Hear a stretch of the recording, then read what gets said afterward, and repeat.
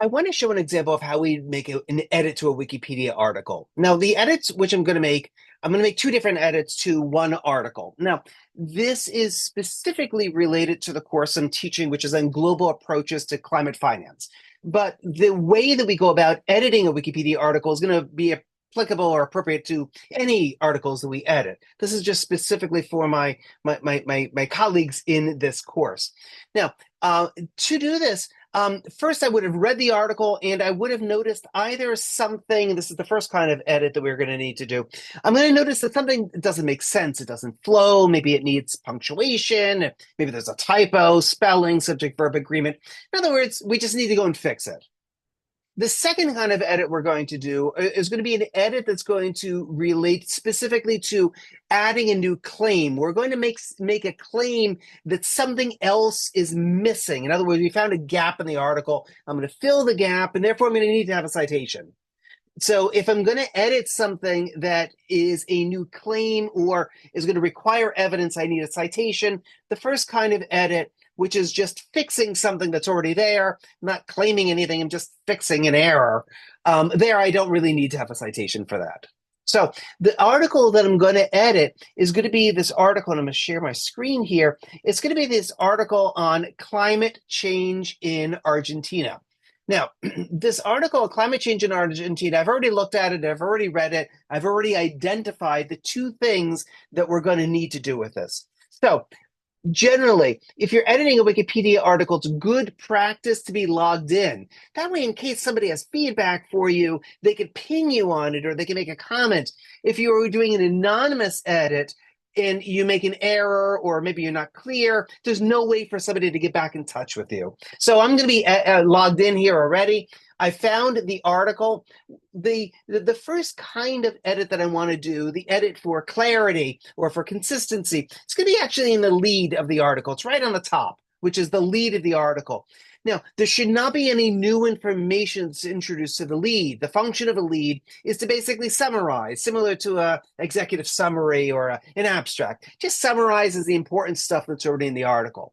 Now, in the lead for this climate change in Argentina article, one of the terms that's actually used is a little unusual. The term disfavoring. I can't say I've really ever even used the word disfavoring in regular English usage. And the point of an encyclopedia is to provide basic information that has sources and citations about some situation, some phenomena. So we don't want it to be overly complicated. We want it to really be helpful for people who don't know anything about it. So if I knew nothing about climate change in Argentina and I come to read this, I don't want to make it more difficult by using more challenging terms. So I want to get rid of this word disfavoring. And this is just the example, once again, of something for clarity, right? I'm not adding a new claim. I'm just cleaning it up. And I'm going to use the word hindering or limiting, something that's a little bit easier to understand, perhaps. So what I'm going to do, I want to edit this. I'm just going to click on the edit button. Okay, and I'm going to come to the section that I just want to change the word disfavoring. The lead actually has several spots that could benefit from improvements of the language. I'm just going to use this one just as an example. All of the other ones would work in exactly the same way.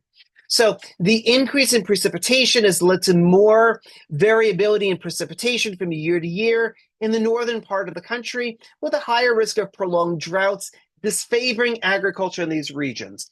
How about I'm just going to use the word limiting. Okay, so I'm just going to type in limiting. There it is. I just typed it in. Now, I don't want to make any other changes right now. I just want to save this.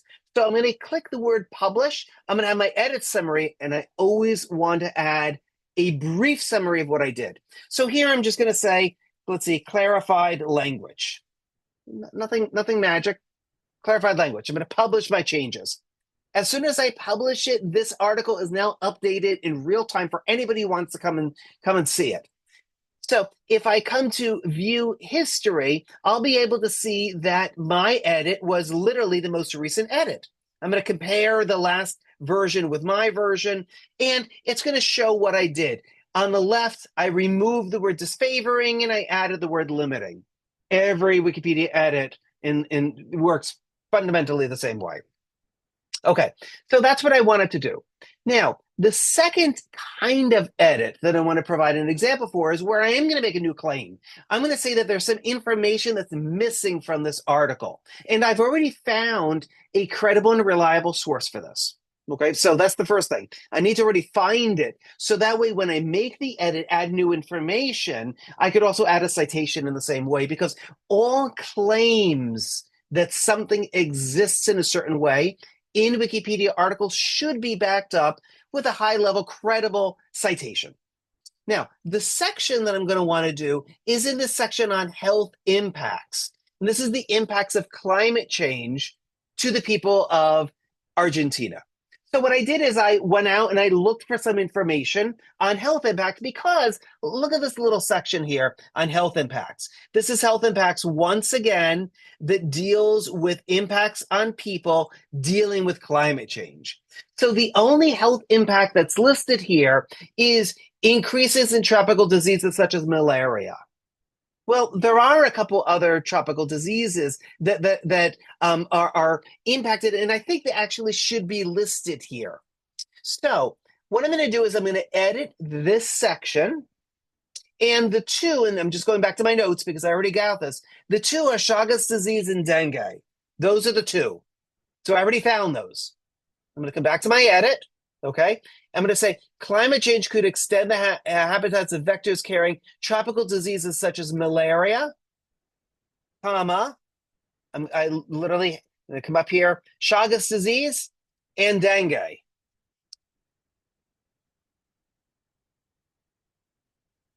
As they spread southwards. Okay. Literally, I just wanted to fix the sentence. Now, there's already a citation here. So I'm just going to leave that there alone. That was already there. So I'm going to add a new citation. I put my cursor immediately after it or immediately after the period. Here, I'm just going to put it after the one that's already here. There's no need to remove it. And I'm going to come up here to the little quotes that say cite.